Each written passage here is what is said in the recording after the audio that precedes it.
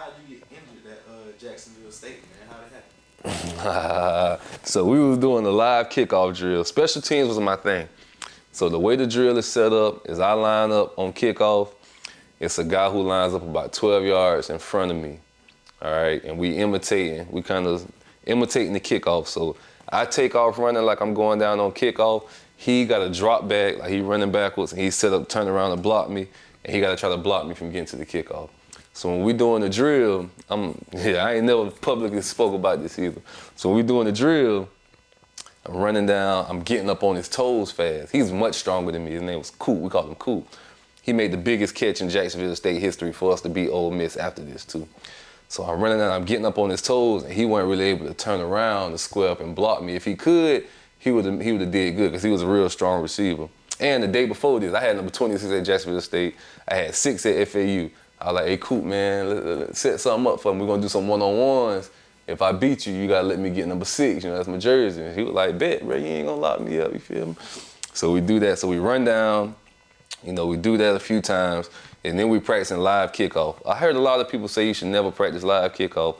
But when we're doing the drill, I'm running, getting up on his toes. I'm engaging them hat in hands, and I'm shedding them, like putting them on the ground. I was really like dogging them for real, like straight up. Don't tell him I said that. So when we do the live kickoff drill, he's scheduled, he's supposed to block me. So whereas in the drill, when I'm engaging him, I run right by him. Like I'm just running faster than he can, because I can run faster forward than he can backwards. That's everybody. So I ran by him, and once I got by him, I came to hit the wedge. So it's the wedge, that's 2 people right here, the person with the ball is behind them.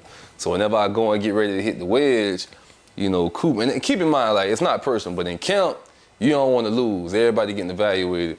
So he tried to catch up to me. He didn't try to hurt me. He caught up to me, and he gave me a block. He pushed me square in my back. So I fell forward and hit the wedge, and my head went back this way.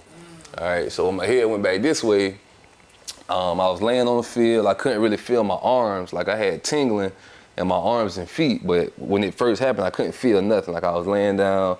Somebody was laying next to me, and I was like, hey, bro, you got to tell him to come get me, man. I can't feel my arms. And they was like, all right, we got you. So then, like, when they came out, they turned me over. Like, I got up, and, like, my hands was, like, tingling. So I got up and walked off the field. I ain't had to get on no ambulance or nothing. When I got up, like, my hands was tingling. So when I got to Jacksonville State, it was my second chance, bro. I ain't cursed. I ain't drink. I ain't party. I was like, this my second chance. Like, they barely heard me talk for real. So I got up, got my helmet. It never occurred to me that would be my last time playing. I'm thinking, you know, I might have just got a little stinger or something. I'm straight. So I'm walking to the sideline, and when we get close to the sideline, I throw my helmet. Boom! I told y'all that fuck nigga couldn't block me up. I better tighten up. I don't spit. So I get to the sideline, and they really meet Lil DT, bro. So they meet Lil DT. I'm like, man, I told y'all, man, y'all tripping, man. I better quit pointing on me out here, man. I'm a dog, boy. Y'all know where I'm from. Y'all know what I'm about. Like, I'm on the sideline going crazy. And in Jacksonville State, you know, our strength coach, he was military dude. And Coach Crow, he real structured. Like, hold up. We don't do that around here. Man, nah, fuck that, man. Y'all boys that got me hurt. So I'm tripping, bro. Like, my hair on fire. Like, I'm over there going off, bro. Like, going off. So they pretty much sidelined me for the time. And the next day I come to practice, and they give me what's called the green net. So the green jersey mean you can't practice. So at this time, I'm kind of happy, because I'm like, I don't need to practice anyway. I'm a vet. I'm a red shirt junior. Like, I don't need to be practicing kickoff team. I've been doing this for 3-4 years. Like, I'm straight. So I'm thinking in my mind, I'm gonna just have to sit out practice a few days, and I'm gonna come back in.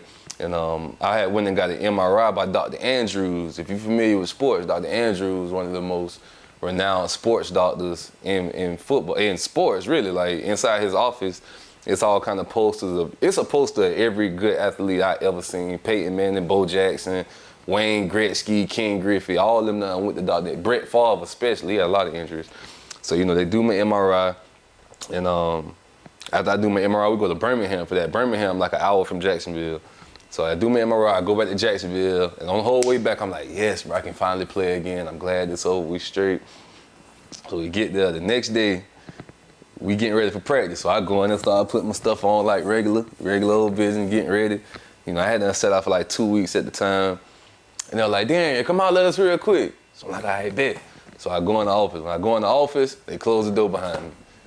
That's when I knew That's what I knew. It was like, all right, man, y'all go ahead and lay it on me. And they was like, bro, you have what's called the spinal stenosis. I was like, stenosis, what you mean? So like, so your spinal cord, let me see that pen. So a normal spinal cord, you got a spinal canal, all right, and you got your spine, and you're supposed to have some space around it, what spinal fluid is. My spine look like this. So I don't have as much spinal fluid as a normal spine does. So with the stenosis, the side effects of it is sometimes I get numbness in my extremities, like in my hands and my feet. But mine wasn't that bad because it took a big collision to do it. I did more research on it and I found out, Peyton Manning and Eli Manning, they got an older brother. He was actually the better athlete of the three, but he had a stenosis.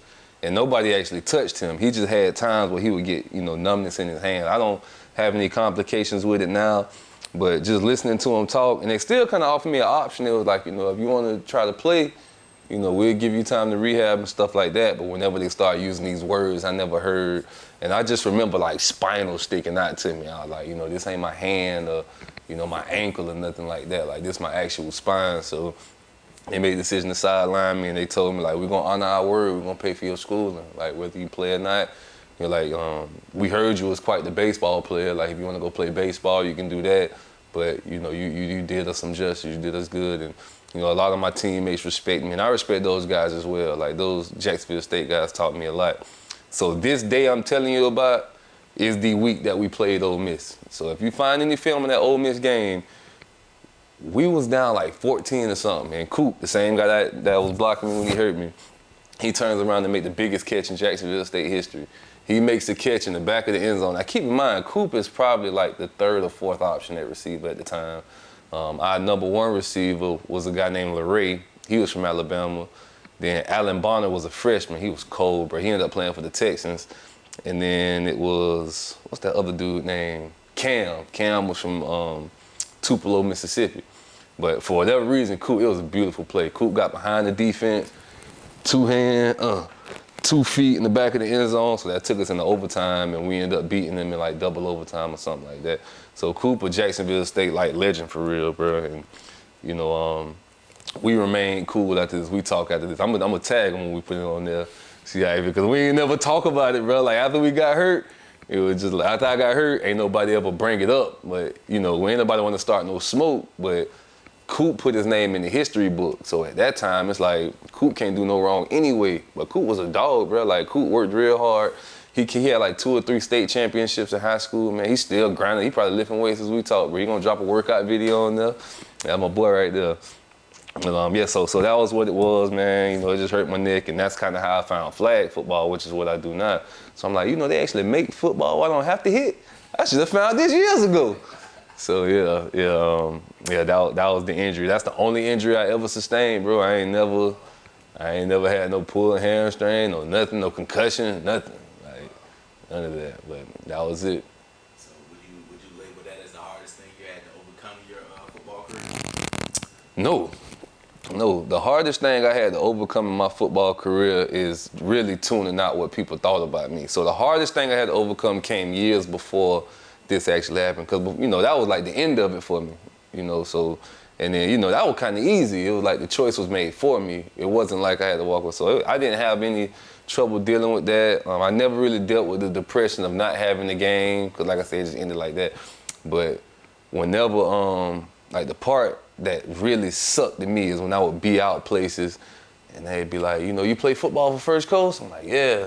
They're like, oh, how many offers you got? I'm like, none. Yeah, nigga, you sorry, but how you go First Coast? You got off? You feel me? So it's like, dang, like, so you got to go everywhere and just tune out what these people think about you, because now they got validation. Like, they probably already gonna be like, boy, you sorry, boy, you ain't making no plays. Like, nah, man, I ain't sorry, man, I can ball. Well, how many offers you got then? And at the time, First Coast was known for, getting, you'll get you a good opportunity. I ain't got no offers. This end of my senior season. So I can remember, like, that was a real tough time for me. Like, after the season ended and we moving up towards signing day and I still have no offers. It's still looking like you're not going to be a college football player, son.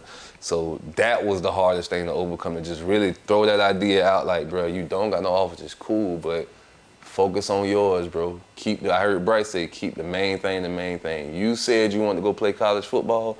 Keep doing everything in your power to make sure you do that. So I continued to not smoke, not drink, not party.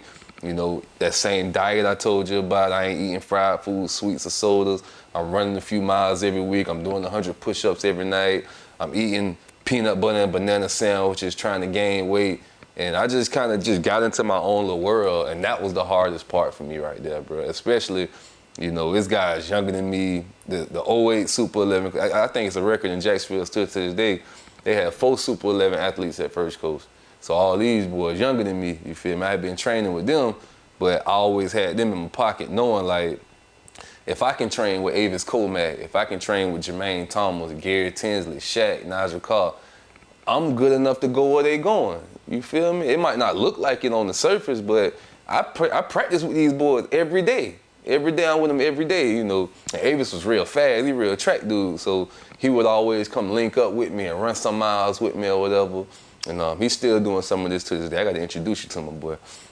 So yeah, but really, like, up until I just found that confidence in myself to tune out the negativity, man. It's just like a rapper who can't rap, man. You drop your mixtape, boy, your mixtape trash, but like I felt like that about my football. So that was the hardest part to overcome for me, being 16, 17 years old and not seeing the results I thought I should have seen and just ignoring that. Because people will quit, man. You run a business, bro. I mean, yours probably started out not really getting booked up, might not make as much money. The part I hate the most about startup businesses, and that's why I did what I did when I got here, is people employ your service but not want to pay you for it.